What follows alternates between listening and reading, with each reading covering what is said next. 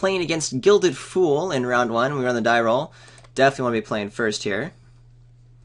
And we got to keep. We actually have all our colors, which is fantastic. We have a 2-drop, 3-drop, and a Bitter Revelation to keep going.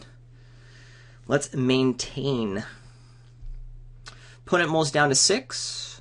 Keeps at 6.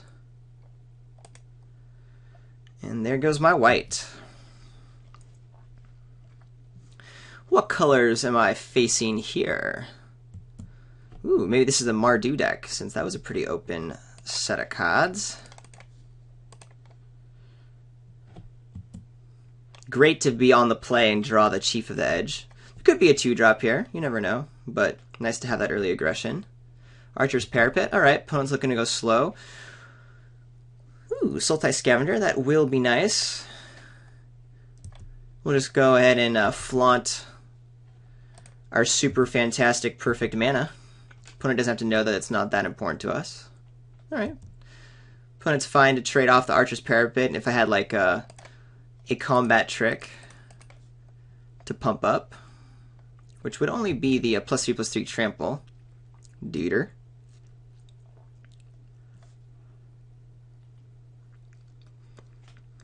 Opponent showcasing an interesting set of colors here, maybe splashing the red for some powerful removal spell or something.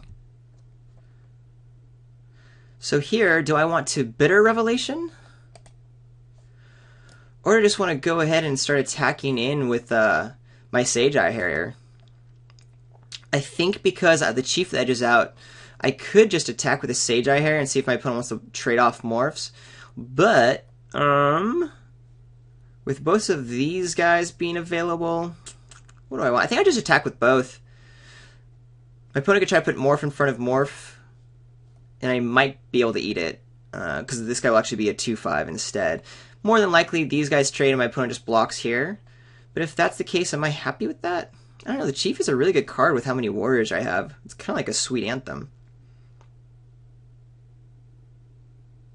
But with the action I have in my hand, I just want to be clearing the ground away. So let's just go ahead and attack here. Because even if these guys trade, I'm okay with that. Because I just want to be able to continue to be attacking. This is looking good. Ooh, this is looking great. Heck yeah. Eat a morph, please, please, please. Happy to.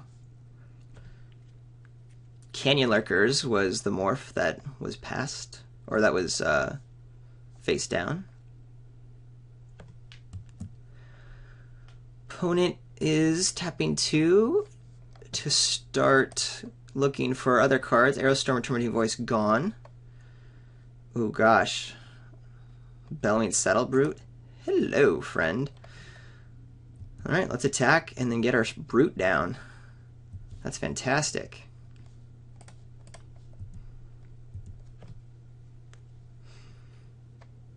Not too sure what my opponent's trying to do there. Just tapped for some reason. Oh, it was trying to block, I bet, and then it just tapped because it thought my opponent was activating. That's why. That makes sense.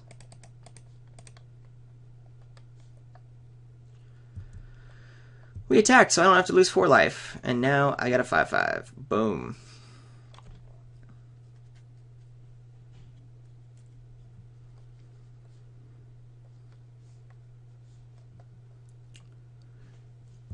Ooh, Sultai Flare will help my opponent gain a bunch of life to be in the game a little bit longer. I think I'm just going to hardcast the Krumor Bonkin. I'll go ahead and attack with my flyer and my 5/5. I might want a Bitter Revelation here, because I can, and why not? I'm winning this race right now. But I kind of just want to keep the pressure up, and this 5/3 can also attack through what my opponent has. It does trade with a Sultai Flare, but I'm actually okay with that, because that's going to happen at some point. Would have loved my 6th land or something in the graveyard to get the Scavenger out now, which is one reason to consider the Bitter Revelation, but I think that's just wrong. I think I just want to continue the pressure. 6th land will get me Guide and Sultai Scavenger, and if I can clear away the ground, then I'm just going to continue to have tons of pressure on my opponent.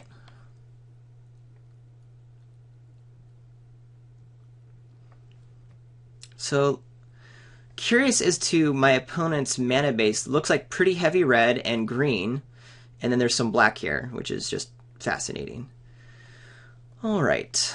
So if I attack, definitely attacking with the Sage Eye here. If I attack with the Bellowing Saddle Brute, there's nothing my opponent can cast, but there's, 3, 4, 5. My opponent could definitely trade off here. So maybe I just attack with the Krumar Bondkin and Sage Eye Harrier. Yeah, we'll do that. No reason to let my opponent trade like a Morph or a Sultai Flare for my super sweet 5/5.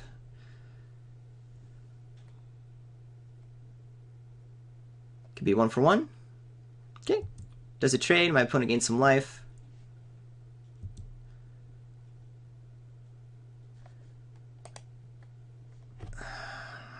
I think I just do the Abzan Guide, because I could set up in a future turn 4, 1, 2, 3, 4, 1, 2, 3, 4. I can actually do Bitter Revelation into Sultai Scavenger. That seems actually really nice. So let's do that.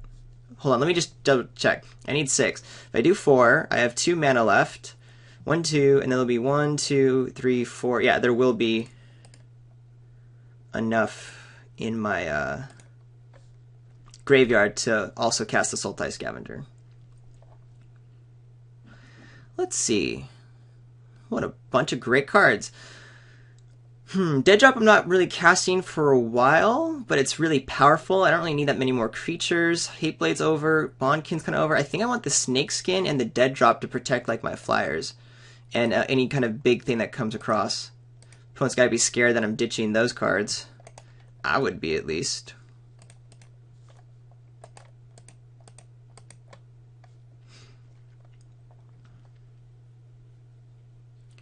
Because this way there's 2 fantastic flyers my opponent has to deal with. And my opponent could like take 1 out right now, but the next turn I can put a Snakeskin and protect the other flyer. And it's just going to be a quick clock that way. Opponent just has an gain lifeland, which isn't particularly freaky, especially because it means the Morph can't unflip to do anything scary against the Saddle Brute.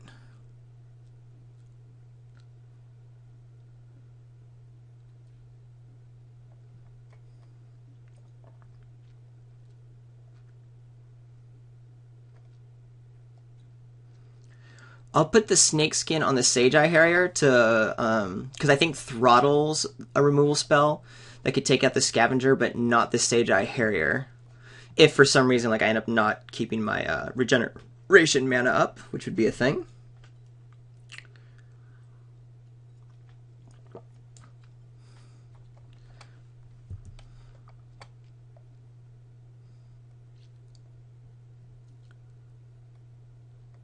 Opponent has what? Another Morph. Means we can attack him with the Bellowing Saddle Brute just fine.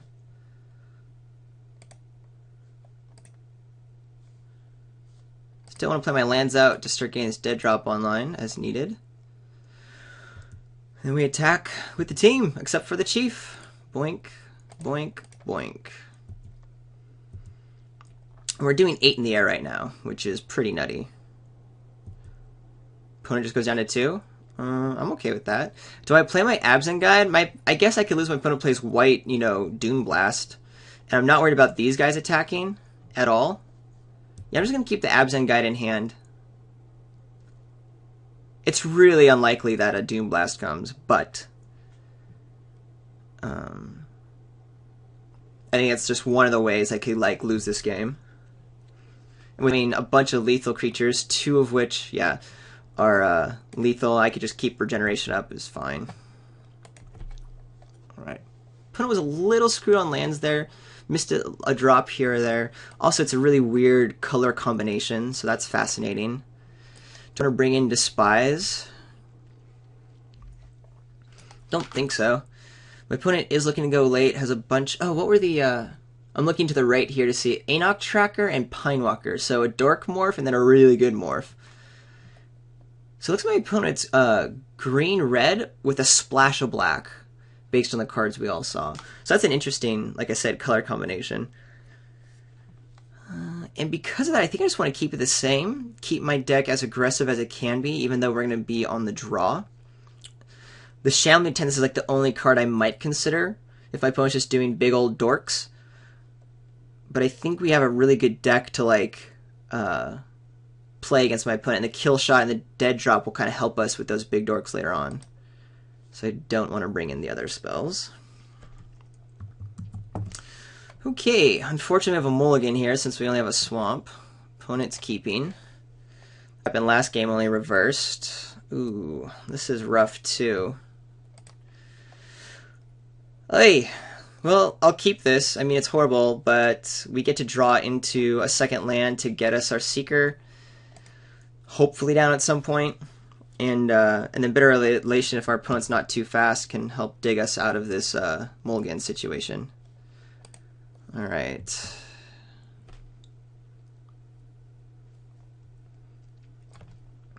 There was certainly potential to go down to 4 there, just a heads up. Would have no problem going down to 4 with what I had against my opponent, but I tend to mulligan less in this format since I'm already playing 18 lands and it's not that aggressive of a format. Do I attack with Seeker of the Way? No, I'm on defense. I'm so not the aggressor here. We'll just try to develop our board, draw enough cards to get out of our screw. Maybe when it comes time to cast Bitter Relation, I'll attack with Seeker, but I'm not racing, so just on D right now. Snap blocking the Morph with our Disowned Ancestor. Since we're on the back foot, this kill shot actually will end up being good. Probably won't outlast, even if I don't draw a land. Take up arms. Yeah, if we can stay alive at some point, things will be nice. But we're just going to keep the Disowned Ancestor for blocks. Just draw the game out as long as possible.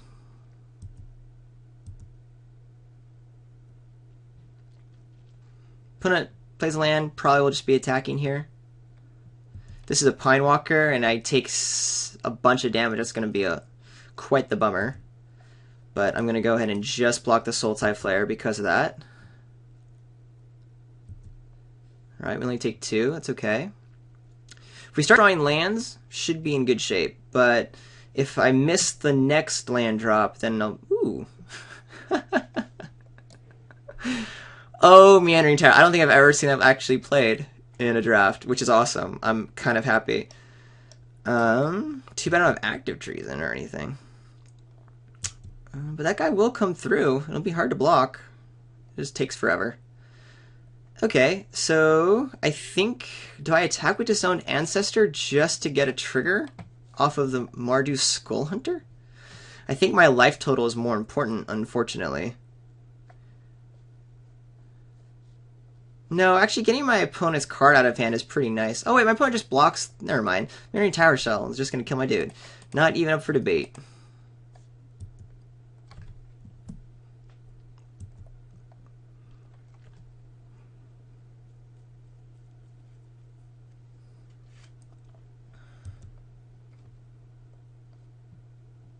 Goodbye, Meandering Tower Shell. You big boy. Come on. I clicked OK. I don't want to click through my blocking, yeah.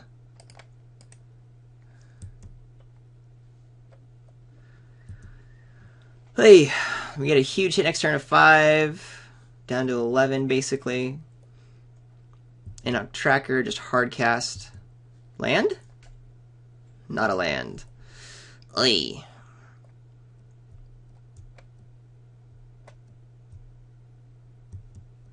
Alright. I'll put the Skull Hunter in front of the Morph. I assume it's just going to get eaten, because everything eats it, but makes my opponent pay the mana to Morph. And I'm really just trying to chump anyway. Not chump. Yeah, chump. I just want to stay alive. But I think we've missed way too many drops at this point to care.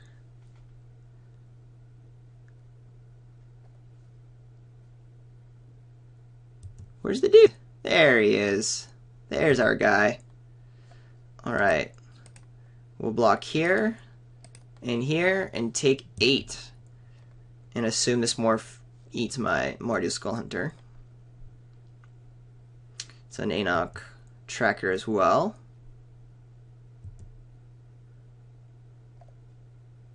So if I draw running lands, can I win? Ooh. Well, I don't think we can win no matter what. I block and go down to 2. I think we have to chump with the Seeker. Even if that happens, what else do I do? Do I chump now or next turn? Meandering Tower Shell is going to come back later, and I might need to use the kill shot for that guy. So we go here, and if that's the case, then I need to chump now. But even then, I'm in pretty dire straits. So maybe what I do is go down to 2 and then try to play to get a kill shot to kill the dude. I'll block here. I'll gain life off of my Seeker, which isn't great, but it's helpful. Yeah, I mean, there could be a pump here that just kills me, but this plays to at least drawing a land out to, like, try to stay alive. Opponent doesn't play anything. We do get that land, so we'll kill shot the Meandering Tower Shell, the Seeker of the Way, unfortunately, is just gonna have to chump.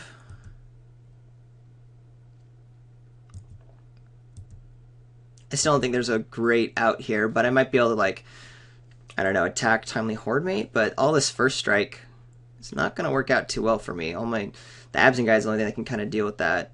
And there's no way I'm going to draw running lands to make that worth it. Death Frenzy. I'll concede. I mean, there's no way I'm winning this. I don't need to show my opponent the kill shot. Alright. Those 3/3 first strikers could get pretty nasty now that I've seen 2 of them. Generally don't love them. Hopefully I'm putting enough pressure where they're just like trading early as morphs with some of my dudes. But I have a lot of cards that are 3 toughness. It's not like the Raider Spoils helps me out with toughness at all. So those guys get pretty good. I'm going to have to rely on like my curve here. But I don't really want to bring like the Shambling Attendants over anything else. It's just not mulligan as much. I like that game plan. Not mulliganing. Definitely want to play first. Yes, please. And good hand. It's not great, but I mean, so many warriors we have. I'm not going to mulligan with this power, so I'll keep. We have all of our colors, and then all of our draws, all of our warrior draws are just super alive. Come on. I need to start figuring out how to upgrade my computer and stuff. Every time I'm recording now with Camtasia, Moto just like gets so slow. I was hoping that as the beta client became the main client and they kind of dealt with some of those stability issues, that it wouldn't be the case as much. Of course we draw land. We don't need any more lands for the rest of the game, P.S. Would love to draw a 3-drop or more for something like that. Opponent has 2 base colors online. Molting Snakeskin, interesting. Maybe I just put on the Chief? I wouldn't mind that. My opponent doesn't have a removal spell that would be able to take it out right away. But I'm going to... And that'll allow me to get the Raider Spoils down. Problem is, if I do Smolting Snakeskin once... The thing is, I actually do want to protect the Chief, you know? Yeah, let's go aggressive. I have nothing else for my turn. Attacking for 5 right away is pretty fantastic. And I'm really just trying to think, like, what... My opponent's playing black, so there's a debilitating injury, but I think that's on the splash. I don't think that's going to happen.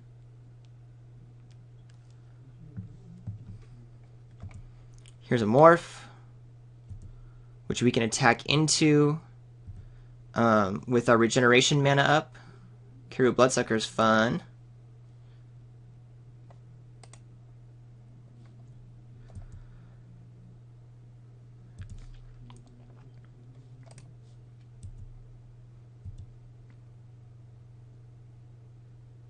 I assume there's no block here, yeah. Alright. I think we just get the Raider spoils online. The problem is, now my opponent does have the option to start pounding out some really powerful, not powerful, but can start like doing a bring low or like an arrow storm soon. Oh, I guess it's in 2 turns, but a bring low to kill the chief. And maybe I just want to protect my chief. That seems incorrect though. General play, you would just play the Caribou Bloodsucker out.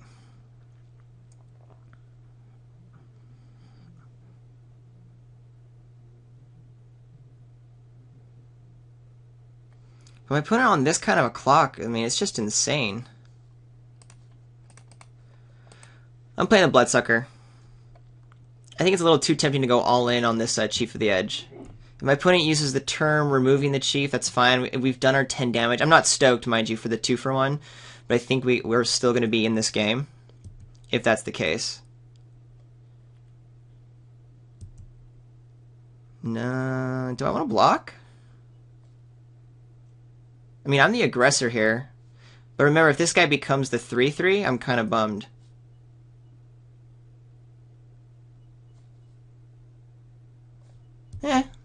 I have a turn or two before I have to worry about that.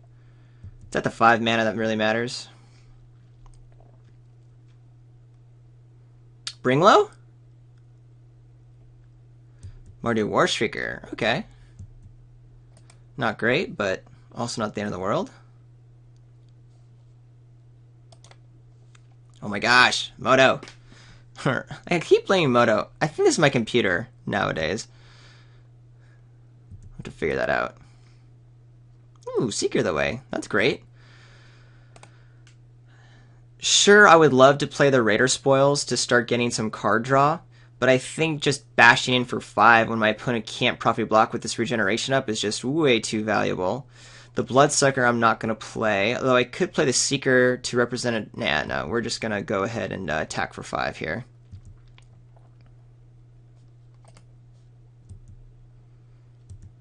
I love having a 2-drop, though, that I can play that's relevant. Okay, my opponent's going to start making me pay the manas. Come on. Come on. I'm regenerating.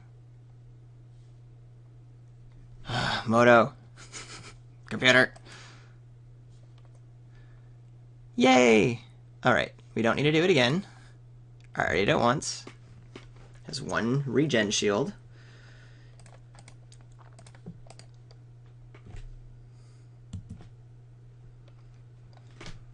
Feeling a little bit better. So now even if a removal spell does take out the chief, we've gotten to at least eat a card. So we get our 2-for-2 online. And then we still have some pressure up, including a Raider spoil, so that's nice. Super nice. That's fantastic. Because we can do is play Raider spoil next turn, that'll trigger this Seeker just getting huge with lifelink and put us in a really great spot to win. Question is, do I just want to wait a turn? Because if I wait a turn to do that, I can go ahead and have mana up to play Raider Spoil and regenerate my Chief of the Edge, which seems pretty fantastic. And I do love protecting it. Attack with Bloodsucker if I want, get an extra 2-point, or trade the Morph, which I care less about than the Seeker. Yeah,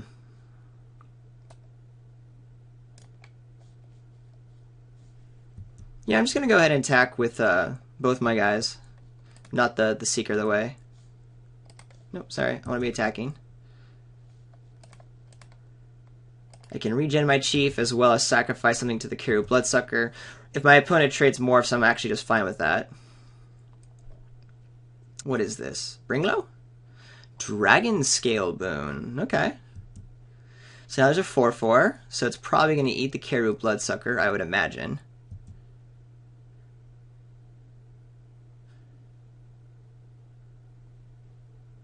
But we still got a 1-for-1 from it. I'll pay 3 to regen my Chief of the Scale, eat cards.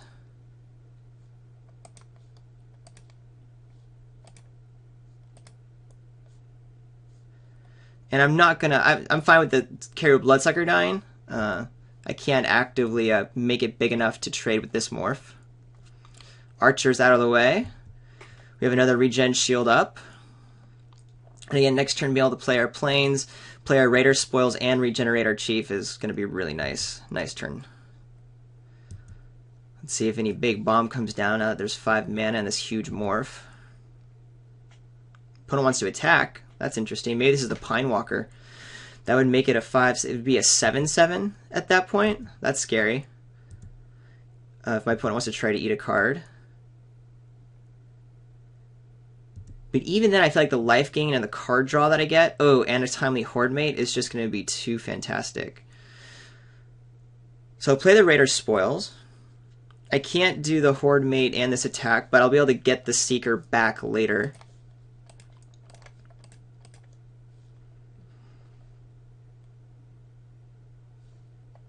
Okay. Come on. My time is just dying here with this lag.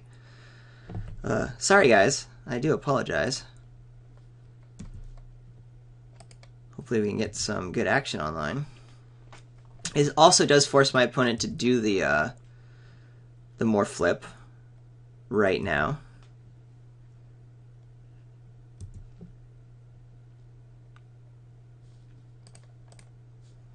I will happily pay the lives to draw a card. Pine Walker flip, eat the Seeker, I presume. I gain 5 life, technically just 4. I'm going to pay 1 to draw my card, and then the Horde Mate will be able to get the Seeker next turn, back next turn.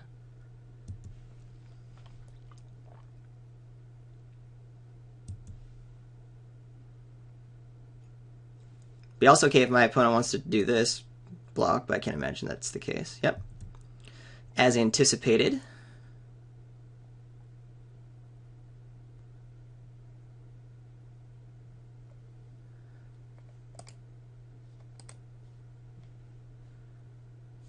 Yes, I do. Just drew a land. That's fine. What's the other card in my graveyard? I don't remember. Oh, the Bloodsucker. Can't grab that guy back. Plus, I do want the Warrior over anything else.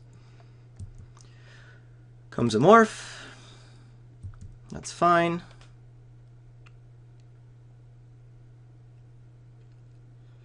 This Pine Walker does get to just keep this Chief of the Edge back forever and ever, which ties up my mana, but we'll be able to start going a little bit wider here with the Horde Mate and the Seeker down soon.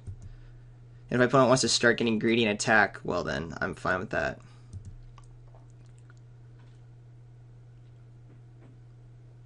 War Behemoth is good. Still gonna go for the attack. I assume it's just a block and I'll pay 3 to regen. Is that right? But I want to trigger Raid to get my Seeker and Horde Mate down.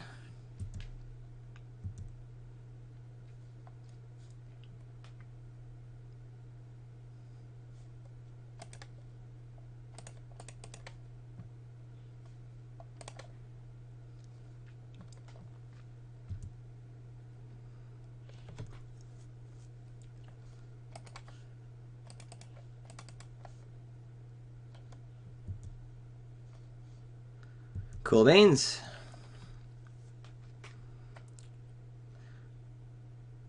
Oh man, I just realized Death Frenzy destroys right now. Which I didn't realize how these are all 2 toughness dudes, and now I've left... well, actually, Regeneration won't even matter against Death Frenzy. So that's something to note. Feel like my opponent has that. Probably just going to attack back with everything. I'm not worried about the 2 life at the moment. Being able to draw more cards and try to like put my opponent dead before Death Frenzy gets played. At least Death Frenzy takes out 2 of my opponent's cards. Ooh, this is a nice draw as well. Yeah, I'm going to attack with everything. Sure, the Pine Walker gets to eat like the Seeker or something. But I get to, you know, kill Morph, draw a card. My opponent's down to 1, and I have like a bunch of backup plays. And really, Death Frenzy was the card I was the most scared about, and my opponent needed to have it that last turn. Now I'm not as scared.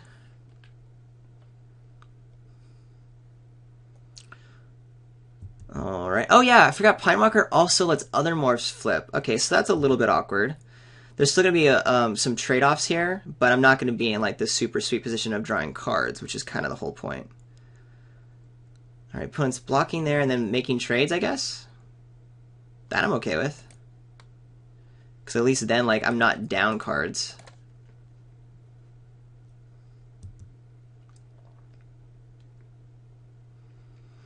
Those guys clear the way. Now the question is, do I want to play... I definitely want to play my Disowned Ancestor. Do I want to leave my Chief of the Edge unmana'd, unregened? Let's see, 1, 2, 3, 4, 5. Yeah, I do, because I can flip the War Behemoth next turn and still keep up the regeneration on the attack. So for now, I will go ahead and cast it face down.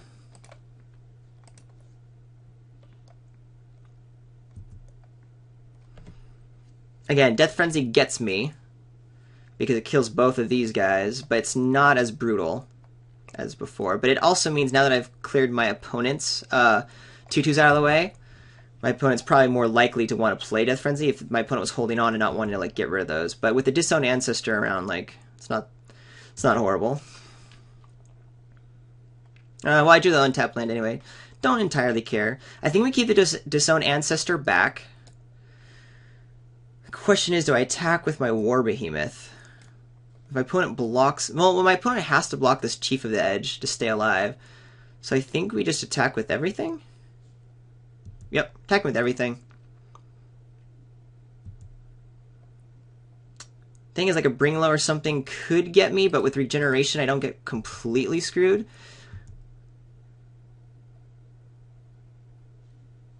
I'm just forcing my opponent to have it, and at one card, my opponent hasn't played like that's an actual option.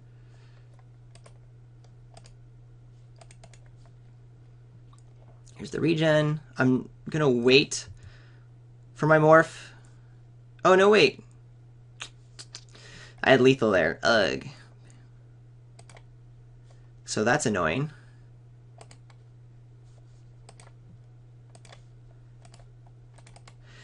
I should have just gone ahead and unmorphed my dude, obviously. Now my opponent has outs. Oh gosh, and now I'm even making more mistakes. Here's another chance for my opponent to get a Death Frenzy on me. I'm not thinking very clearly. Such apologies. And Gilded Fool has disconnected, so we'll pause. Alright, Gilded Fool's back. I don't know if anything's actually happening. So what I was saying though was I just made 2 bad plays in a row. First of all, I had lethal. I wasn't even counting. It's ridiculous. So I should have gone for a flip of my morph in order to get that last point of damage through. My opponent clearly didn't have anything to like remove like my chief or something. And then I played my other morph without mana to be able to untap it against a Death Frenzy, which is one of the few outs my opponent has right now to be able to get back in this game. Because if my opponent draws Death Frenzy, then there goes my 2 morphs and my Chief of the Edge, because I can't regenerate with a -2/-2. My opponent gains 4 life. I have a 2/4 and a Raider Spoils, which is still good, and my opponent may not want to be attacking because the clock might be a little bit awkward there, but it means I'm now top decking into something good, so that was horrible. Now it looks like with my opponent thinking so hard and not just slamming a Death Frenzy and having played the morph. Yeah, because my opponent can't unmorph this and play Death Frenzy, so I'm lucky that that's not the case, but had I thought that through, both those plays should have been very different. So just a heads up. Trying to learn from mistakes. I'll probably just chump if my opponent tries to do anything here. Okay, so we got it. I can't imagine anything being played right now that wouldn't allow us to. We'll just attack with everything. We can unmorph our dudes. Another Raider Spoils is kind of funny, but there's no reason to waste the mana on it.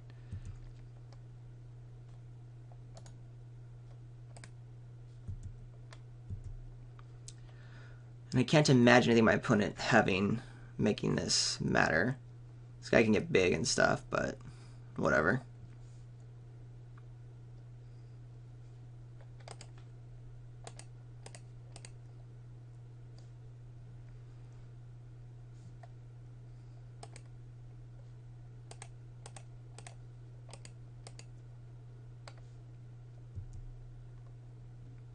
probably have it, but still, I mean, it's worth keeping my dude around in case there is something I'm not thinking of that my opponent could have. But no, we did get there. All right, cool, yay! I'm gonna try to restart and try to do something on my computer so it's not so laggy, so it's not so annoying to watch. On to round 2.